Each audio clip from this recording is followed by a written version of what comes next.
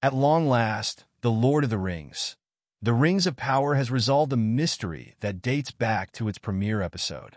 In the Season 2 finale, which hit Amazon Prime Video this week, the mysterious wizard, who has thus far only been identified as the Stranger, Daniel Wayman, finally accepted his true name.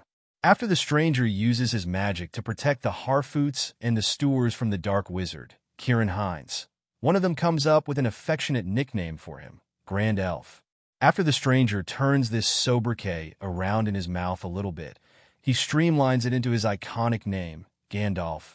Although the Stranger's arrival in Middle-earth in the first episode of The Rings of Power, crashing to the ground like a meteor in the middle of the Second Age, differs from the official history of Gandalf established by J.R.R. Tolkien in The Lord of the Rings, where he arrives at the Grey Havens by boat in the Third Age and meets Círdan the Shipwright. The show has been dropping hints that he really is Gandalf for a while. When the character finally spoke in the Season 1 finale, he told Nori, Markella Cavanaugh, to always follow your nose, an iconic LOTR quote spoken by Gandalf to the Fellowship of the Ring in the Mines of Moria. But the Rings of Power hasn't been hiding the secret that the Stranger is Gandalf. Rather, it's been telling the story of how he became Gandalf. In addition to gaining his name, Season 2 also saw the character find his gnarled wooden staff and discover his purpose in life protecting weaker people, such as the Harfoots and Stewards, progenitors of Lothrir's beloved hobbits, from the forces of darkness.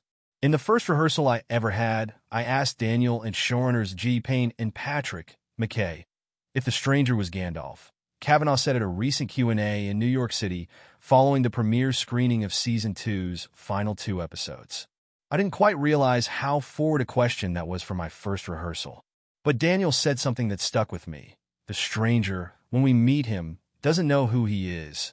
So from then on I didn't think about it, and just focused on where we were in the story. The Stranger is helped on his way by another mythic figure from Middle-earth, Tom Bombadil, Rory Kinnear. Although he plays a significant role in the first act of Tolkien's The Lord of the Rings, Bombadil has famously been excised from previous screen adaptations, like Peter Jackson's movies. A big reason for that is he doesn't contribute to the plot so much as the world-building of Middle-earth. So when McKay and Payne decided to bring Bombadil into the Rings of Power, they tied him directly to the Stranger storyline. He's such a fan favorite, but it's so challenging to bring him in because in some ways, Tom Bombadil is an anti-dramatic character, McKay told Entertainment Weekly earlier this year.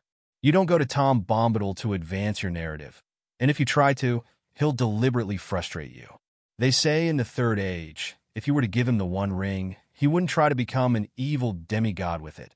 He would probably just misplace it and forget he even had it. But if you go to him and just hang out and sing songs, if you wait long enough, Tom will tell you the secrets of the universe.